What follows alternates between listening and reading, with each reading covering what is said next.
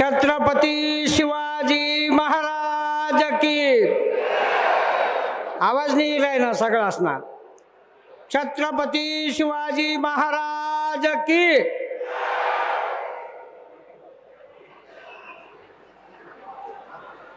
साहेब मला नंतर बोलणारा वक्ता त्या दौपावत सांगतस दौपावत बोलसू आणि तुम्ही म्हणशात ते कितना भी टाइम बोलसू।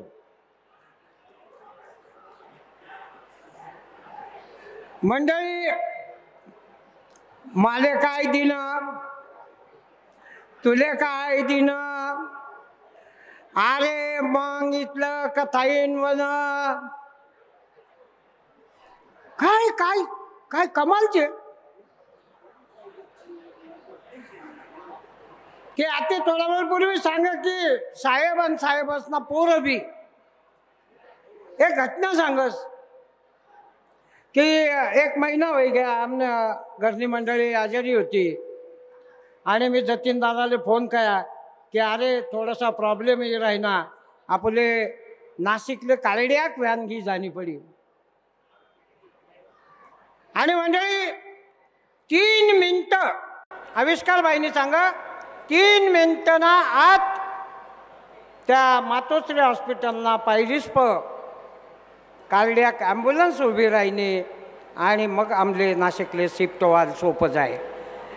हे बाप बरोबर पोरस बरोबर आणि ता माई या सगळ्यासना फक्त या तालुक्यानं कल्याण कसे व्हावं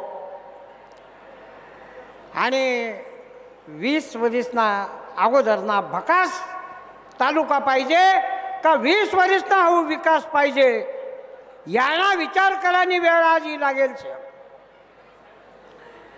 मी परंदिस तिला सांगत की काही मंडळी 2-4 म्हाताऱ्या तिसले 2-3 महिन्यांना किराणा दिला म्हणजे खूप मोठा दाता व्हायचा असे नाही। मोदी साहेब 80 कोटी लोकसले रेशन पुराई राहणार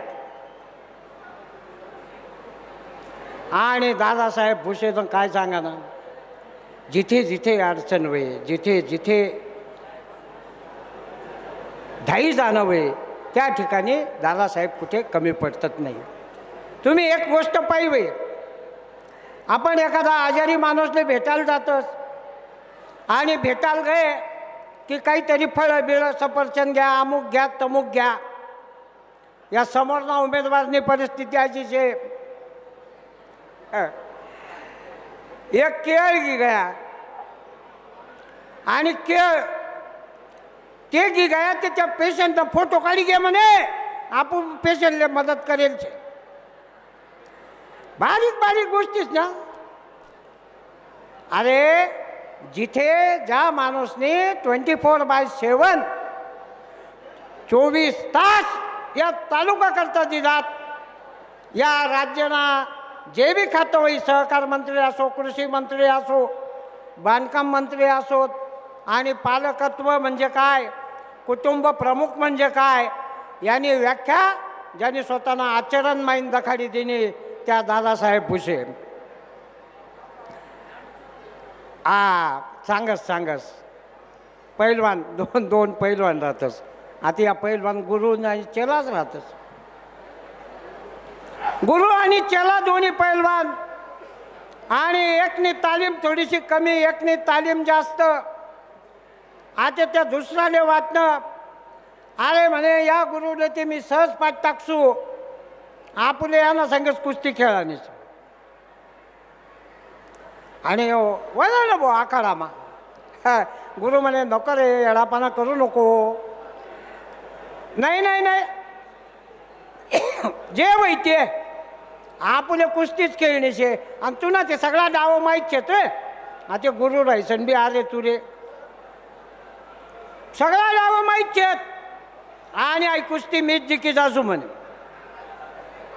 आणि लागणार ना भाऊ डपवा झाले डपवाजी राहणार त्या डपवर थाप पडी राहिने मस्त मातीमा पैलवान दन टोकी राहिना आणि कुस्ती सुरू जाई कुस्ती सुरू व्हायला अगोदर जो नवीन पैलवान होता मस्त मांड्या ठोकत ठोकत वना आणि गुरु अशा उभा होता. याले वाटणं आज ते एक उंदडा मग पाठ टाकसू आणि वनाना गडी दण ठोकत आय वनुरे म्हणे. वनुरे म्हणता म्हणता गुरु फक्त अशा वय गा घडाल कशी नावचित. काय रे गडा आव धावते मला काही शिकायला नाही म्हणे. एक रोज तू मनावर दण ठोकशी आई मला माहीत होतं.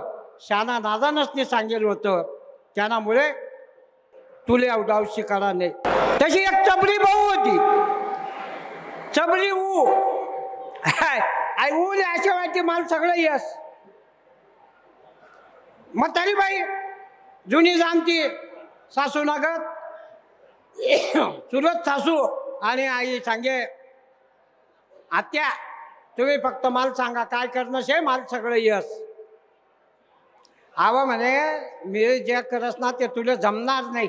नाही आत्या मी बी मला माहेर ते शिकी येईल काय जे काही होईल ते मला सांगा म्हणे. अशा या दोन्ही पैलवान आणि एक बुजुर्ग ज्याले 20 वर्षना फक्त विकास विकास आणि विकास हा ध्येय घेसन या तालुकानं नंदनवन करणं शे. आपण सगळ्यासनी 20